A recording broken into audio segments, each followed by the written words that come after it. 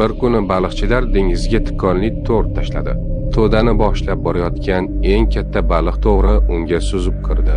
Lekin ortidan kelayotgan yuzlab baliqlar ko'z yumib unga ergashib suzishda davom etdi.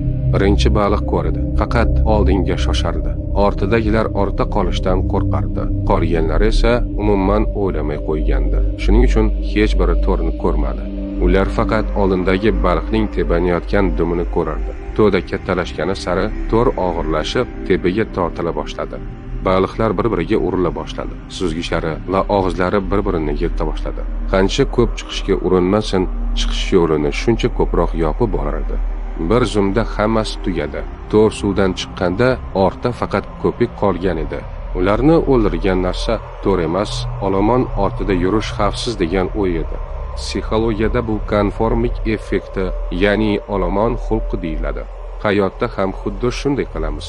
Hamma qayerga yugursa, o'ylamasdan ortidan ergashamiz.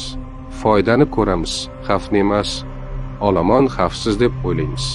Lekin ba'zan olomon o'zi eng katta tuzoq bo'ladi.